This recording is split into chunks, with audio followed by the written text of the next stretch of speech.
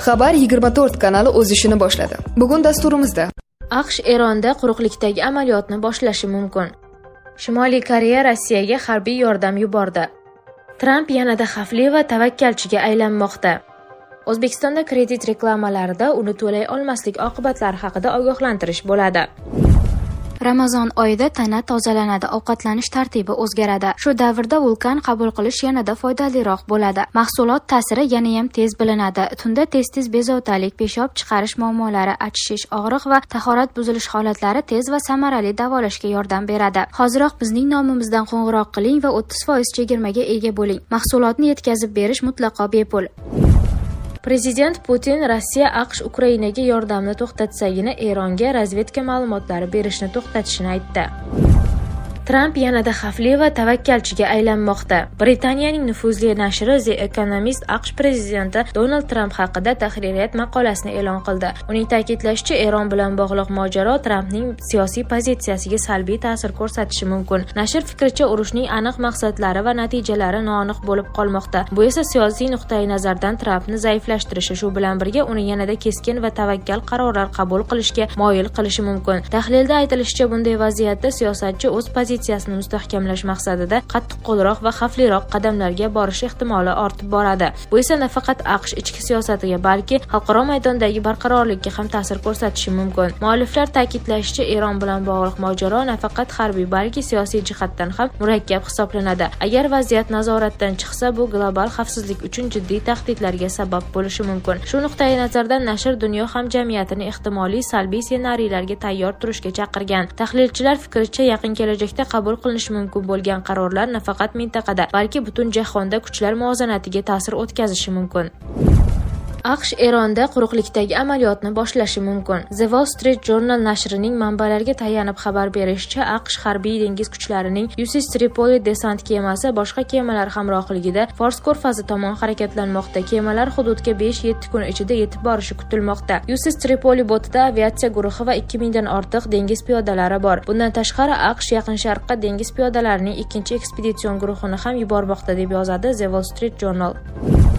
Shimoliy Koreya Rossiyaga harbiy yordam yubordi. Bloomberg 18-mart kuni keltirilgan yangi hisobotga ko'ra, Shimoliy Koreya Ukraina urushi davomida Rossiyaga taxminan 7,67 milliard dollardan 14,4 milliard dollargacha baholangan qurol-yarog' va qo'shin yuborgan. Hisob-kitoblar Janubiy Koreyaning Milliy xavfsizlik strategiyasi instituti tomonidan tayyorlangan bo'lib, 2023-yil avgustidan 2025-yil dekabrgacha bo'lgan davrni qamrab oladi. Tadqiqotchilar bu keng diapazon o'q-dori jo'natmalarining aniq turi va hajmi haqida ma'lumotlar cheklangani bilan izohlanishini aytishdi. Hisobotda aytilishicha, Rossiya asosan Pxenyanga sun'iy yo'ldosh orqali aniqlash qiyin bo'lgan harbiy texnologiyalar va yuqori aniqlikdagi komponentlarni uzatish orqali haq to'lagan. Xabarlarga ko'ra, bu buyumlar umumiy kompensatsiyaning 80% dan 96% gacha qisman tashkil etadi. Bu ko'rsatkich Koreya Mudofaa tahlillari instituti bergan avvalgi bahodan past bo'lib, u Shimoliy Koreyaning Rossiyani qo'llab-quvvatlashdan olgan foydasini 2023-yil iyulidan 2025-yil martigacha bo'lgan davr uchun qariyb 20 milliard dollar deb baholagan edi. Moskva va Pxenyan o'rtasidagi harbiy aloqalar Vladimir Putin va Kim Chen In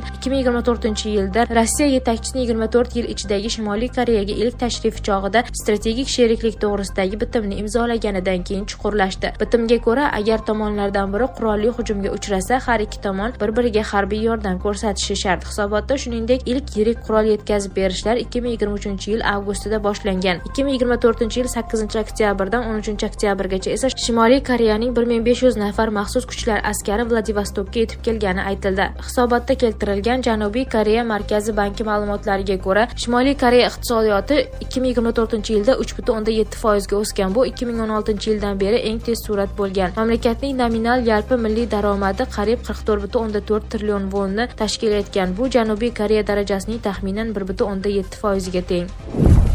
O'zbekistonda kredit reklamalarida uni to'lay olmaslik oqibatlari haqida ogohlantirish bo'ladi. O'zbekistonda kredit reklamalarida uning oqibatlari haqida ogohlantirishlar berish majburiyatini joriy etish ko'zda tutilgan qonun 17-mart kuni deputatlar tomonidan ikkinchi o'qishda qabul qilindi. Oliy Majlis Qonunchilik palatasining majlisida mikroqarzlarni reklama qilishda va marketing kontentida iste'molchilarning asosiy e'tibori bunday kredit mahsulotlarini olish kelgusida yuqori moliyaviy majburiyat keltirib chiqarishi mumkinligiga emas, balki uni tez va oson olish imkoniyatiga imkoniyatiga qaratilayotgani aytildi. Raqobat qo'mitasi 2025-yilning oktyabrida aksar hollarda bunday qarz mahsulotlari reklama va targ'ibot materiallarida aholining e'tibori ularni tez va oson tarzda olish imkoniyatiga qaratilishi. Biroq bunday yondashuvlar qarz majburiyatlarining kelgusida keltirib chiqarishi mumkin bo'lgan moliyaviy xatarlari to'g'risida yetarlicha ma'lumot bermasligi oqibatida fuqarolar moliyaviy qiyinchiliklarga duch kelishi mumkinligini bildirgandi. Shu sababli qonun loyihasi bilan reklama to'g'risidagi qonunning 43-moddasiga moliyaviy xizmatlar reklamasi, aholiga taklif etiladigan kreditlar, shu jumladan mikroqarzlar reklamasida qarz majburiyatlarini bajarmaslik moliyaviy xatarlarni keltirib chiqarish mumkinligi haqida majburiy ogohlantiruvchi matn joylashtirilishi shartligi nazarda tutuvchi qo'shimcha kiritilmoqda.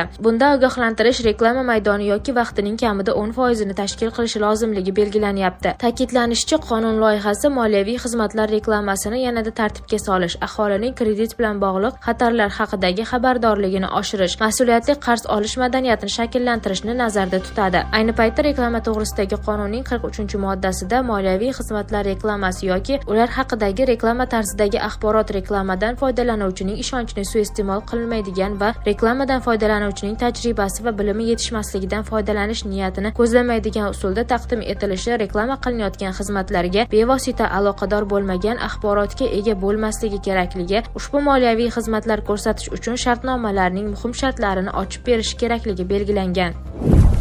AQShsiz NATO qog'oz yo'lbars kabidir. Donald Tramp Qo'shma Shtatlar prezidenti NATO bo'yicha ittifoqchilarni qo'rqoqlar deb atadi. Ular yadro quroliga ega Eronni to'xtatish uchun jangga kirishni xohlamadi. Biz bu urushni harbiy jihatdan allaqachon yutib bo'ldik. Ular yuqori neft narxlaridan shikoyat qilishmoqda. Shu bilan birga ular bizga Hormuz bo'g'ozini ochishga yordam berishni istamayapti. Aslida aynan shu yuqori neft narxlarining yagona sababidir. Buni amalga oshirish ular uchun juda oson, xavf ham juda past. Qo'rqoqlar, biz buni eslab qolamiz deb yozdi AQSh prezidenti ijtimoiy tarmog'ida.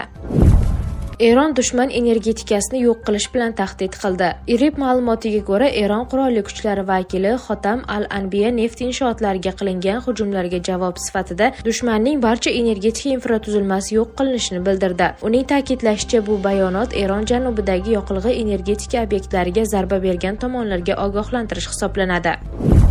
Tramp har hafta o'tgan sari tobora umidsizlanib bormoqda. Birinchi hafta biz yutdik, ikkinchi hafta biz g'alaba qozonmoqdamiz, uchinchi hafta bizga yordam kerak, to'rtinchi hafta hech kim bizga yordam bermayapti, lekin haqiqat shundaki, bizga siz kerak emassiz. Eron Saudiya Arabistoni, Birlashgan Arab Amirliklari va Qatar aholisini ogohlantirdi. AQSh va Isroil tomonidan Eronning janubiy Parsdagi neft obyektlariga berilgan zarbalar ortidan Eron Islom inqilobi muhofizlari korpusi Saudiya Arabistoni, Birlashgan Arab Amirliklari va Qatar aholisiga murojaat qildi. Bayonotda ushbu davlatlar fuqarolari xavfsizlik nuqtai nazaridan neft obyektlaridan uzoq turishga chaqirilgan. Eron AQSh va Isroilga qarshi yangi turdagi qurollardan foydalanmoqchi. Eron armiyasi AQSh va Isroilga qarshi amalga oshirilayotgan operatsiyalarda ilgari qo'llanilmagan yangi turdagi qurollardan foydalanishni rejalashtirayotganini ma'lum qildi. Eron armiyasi vakili Muhammad Akraminyaning ta'kidlashicha, yaqin kunlarda harbiy harakatlarda yangi qurollar ishga solinadi. Kelgusi kunlarda ilgari qo'llanilmagan qurollardan foydalanamiz, dedi Akramiya mahalliy CNN telekanaliga bergan intervyusida. Eslatib o'tamiz, 28-fevraldan boshlab AQSh va Isroil Eron hududidagi obyektlarga zarbalar berishni boshlagan. Tehron esa bunga javoban Isroil hududiga hamda Yaqin Sharqdagi AQSh harbiy obyektlariga zarbalar bermoqda. Shu tariqa tomonlar o'rtasidagi harbiy qarama-qarshilik yangi bosqichga o'tib, vaziyat yanada keskinlashmoqda. Rossiyadagi migrantlar uchun shoshilinch xabar. Davlat dumasi migrantlarning Rossiyada ishlashi uchun talablarni kuchaytiruvchi qonun loyihasini birinchi o'qishda qabul qildi. Ularning farzandlari 18 yoshga to'lgandan so'ng Rossiya Federatsiyasidan chiqib ketishlari yoki 30 kun ichida patent olishlari shart.